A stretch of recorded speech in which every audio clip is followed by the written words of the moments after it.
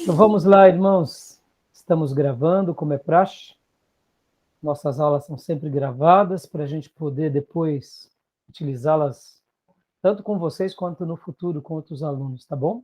Então, mais uma vez, graça e paz, já oramos. Vamos dar início aqui à nossa sexta aula de Geografia Bíblica 1. Como é praxe, vamos ler aqui um texto bíblico, irmãos. Quero ler um texto bíblico. Hoje a gente vai falar sobre as planícies de Israel, deserto de Israel, os vales de Israel, e nós estamos já indo para o final do livro. Quero ler um texto com vocês, Salmo 23. Estão gostando do livro, né, irmãos? Pastor Ernesto Nini Sim, realmente pastor, muito bom. escreveu essa obra. Só para vocês terem uma ideia, ele ainda continua sendo usado nos seminários, esse livro, porque se tornou um clássico sobre o tema. Alguém leia para mim o Salmo 23, por gentileza? Salmo de número 23, independente da sua versão.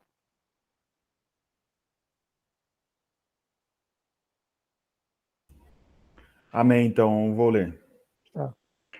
O Senhor é o meu pastor, nada me faltará. Ele me faz repousar em pastos verdejantes. Leva-me para junto das águas de descanso. Refrigera a alma, guia-me pelas veredas da justiça por amor do seu nome. Ainda que eu ande pelo vale da sombra da morte, não temerei mal nenhum, porque tu estás comigo. O teu bordão e o teu cajado me consolam. Preparas-me uma mesa na presença dos meus adversários. Unge minha cabeça com óleo, e o meu cálice transborda. Bondade e misericórdia certamente me seguirão todos os dias da minha vida, e habitarei na casa do Senhor para todo sempre. Amém. Obrigado, tio. Esse Amém. salmo tão conhecido, um dos mais conhecidos de todos, e aqui, mais uma vez, o salmista, no momento em que ele compõe essa poesia, ela é repleta tanto de poesia, de beleza, de graça, de espiritualidade, quanto também do conhecimento e da experiência do próprio escritor com relação à geografia bíblica, né? Pode ver que aqui ele vai falar um pouco da relação dele no aspecto pastoril, comparando Deus. Depois ele vai citar o quê? A hidrografia de Israel, águas tranquilas, né? É claro que ele conhecia também, de uma forma geral, o Rio Jordão sinuoso, o Mar Morto, mas ele também tinha experiência de lagos e de regiões onde isso era muito real. E ele, como um pastor, Davi, sabia da importância dessas águas tranquilas, seja por causa de um lugar onde o próprio rebanho poderia ali beber a água, ou quanto também de um poço. E ele também vai falar da questão de veredas, de caminhos de justiça. Ou, se tudo correr bem, se conseguirmos tempo, no capítulo 11, a gente vai também tratar hoje um pouco sobre essa questão, as estradas e caminhos da Palestina. Mais uma vez, geografia. A gente possivelmente deixa para a próxima aula, mas conforme for o desenvolvimento da nossa aula, talvez a gente entre. Caminhos de justiça. É claro que ele acaba fazendo uma poesia. E aí ele cita algo que a gente vai trabalhar bastante hoje. Mesmo quando eu andar por vales de trevas e de morte. A gente vai falar muito sobre os vales de Israel.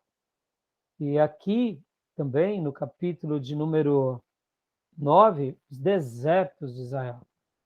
Então, esse assunto de hoje a gente vai trabalhar bastante, porque você vê o salmista fazendo a sua poesia, fazendo a sua canção, ele, ele olhou a geografia para poder ser inspirado.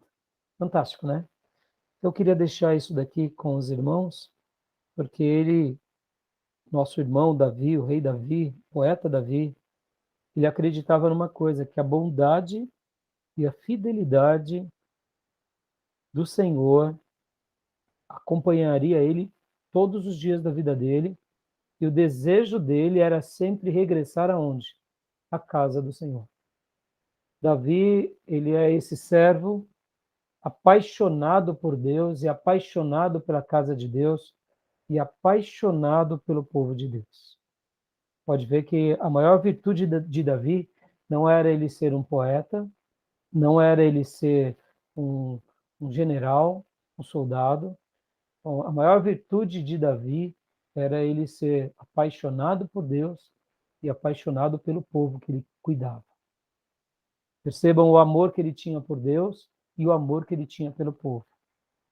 Davi é esse servo que olhava para Deus como seu supremo pastor, ele se via como ovelha desse pastoreio, Deus o coloca ele como pastor de uma nação, e ele tem um posicionamento totalmente magnífico com relação a isso. Ele se coloca de uma forma, eu diria, como poucos na história do Velho Testamento. Davi, ele amava o seu povo. Podem ver que tudo que acontece do início ao final da sua vida, ele sempre vai demonstrar o amor a Deus e o amor ao povo. Saul persegue, Saul tenta destruí-lo, ele continua amando aquele ungido errante. Né? Vou deixar aqui uma sugestão para vocês de um livro, eu não sei se vocês já leram, O Perfil de Três Reis. Já leram? Não? Pastor Johnny, é leitura obrigatória ao pastorado, tá? Gil, ao obreiro. Leiam, quando vocês tiverem uma pausa, leiam. É um livro curto, mas é um livro de ensinos espirituais extraordinário. O senhor pode repetir o título? O Perfil de Três Reis. Já já eu pego ele aqui para mostrar a capa para vocês. Tá? Então, livro fantástico. Vez por outra, eu acabo dando na igreja esse material, que é um material de estudo.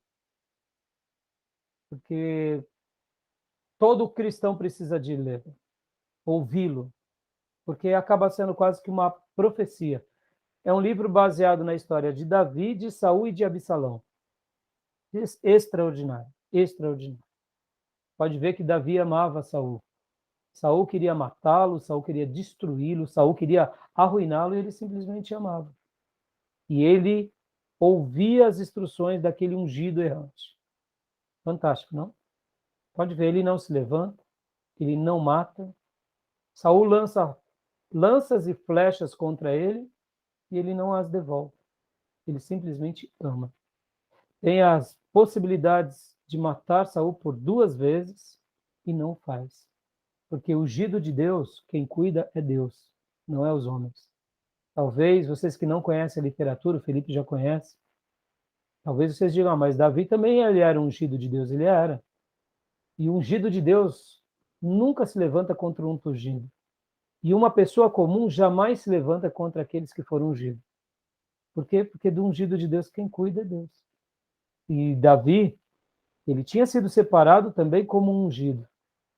Mas ele sabia que, enquanto Deus não o colocava na posição de rei, ele não tentou jamais fazer nada contra aquele que Deus tinha colocado no trono. Olha que fantástico.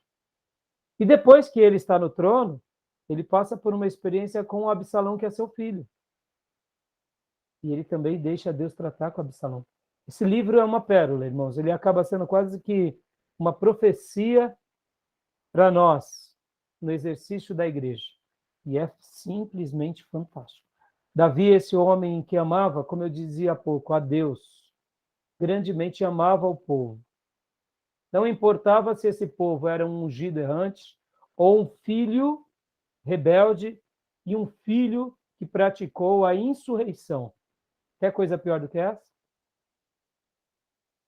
Seu filho providenciar a ruína do pai. Foi isso que aconteceu com Absalão. Lembra da história de Absalão? Vocês lembram? Lembra, pastor Johnny? Lembra? Absalão ficava onde? Nas portas da cidade, pleiteando entre o povo e ludibriando o povo até que deu o golpe no pai. Foi? E o que Davi fez? Davi amou e deixou com que Deus tratasse com Absalão. E é assim que Deus quer nos ensinar a ter um coração como o de Davi. Por isso que Davi, ele é um homem segundo o coração de Deus. Claro que Davi errou com sua família, errou com seus filhos, errou pecando, mas Davi realmente tem muito a nos ensinar.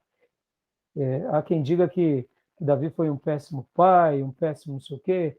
Eu acho que essas pessoas, quando exaltam só os erros de Davi, esquecem de falar das virtudes, eles estão esquecendo do livro de Atos, porque o Espírito Santo lá em Atos tece um elogio a Davi e a gente não vê ele tecer de muitas outras pessoas. Davi foi um homem segundo o coração de Deus. Ele errou, pecou, mas se arrependeu. E Deus escreveu uma linda história e deixou, eu diria, no Novo Testamento essa mensagem, que Davi é um homem segundo o coração de Deus. E uma última coisa, talvez vocês não saibam disso. Estudando o livro de Crônicas, de Reis, quando Davi está prestes a morrer, ele separa uma quantidade enorme do seu tesouro pessoal para a construção do templo. Não sei se você sabia disso. Lembra que Salomão que constrói o templo. Mas Salomão, ele só mandou os pedreiros trabalhar, entendeu? A conta já estava paga. Detalhe, o papai tinha tirado não do tesouro de Israel e nem dos sacerdotes. O papai tirou da poupança física dele e presenteou o povo de Deus, presenteou os sacerdotes, presenteou a história daquela nação com recursos próprios.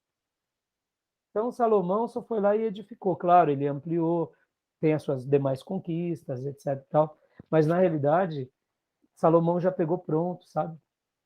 Davi, até nisso. Ele amava tanto a Deus e ao seu povo que ele tira dele, da família dele. Claro, ele era rei, ele era rico, ele tinha posse. Mas pensem, gente, enquanto outros reis estão acumulando para si, Davi acumulava e guardava, além dos seus dízimos e ofertas que ele já dava, que eram significativos, ele ainda pega uma quantidade enorme do seu tesouro e dedica a Deus para a construção do templo. Extraordinário, extraordinário. Por quê? Porque ele sabia que ele passaria, o reinado dele passaria para o filho, mas ele queria deixar um lugar ali, um lugar para que Deus fosse adorado e para que o povo de Deus continuasse sendo ministrado. Ou seja, ele amou demais a Deus. Por isso que o prazer dele era estar na casa de Deus. Lembram que ele disse? Me alegrei quando me disseram, vamos à casa do Senhor. E o prazer dele era voltar à casa do Senhor. Nesses dias aqui do Salmo 23, possivelmente era só o tabernáculo, irmãos. Não era ainda. Porque, na realidade, até a sua morte, ele só cultuou a Deus no tabernáculo. O templo foi edificado por Salomão, seu filho. Olha que fantástico. Então, isso deixa uma lição para nós, né?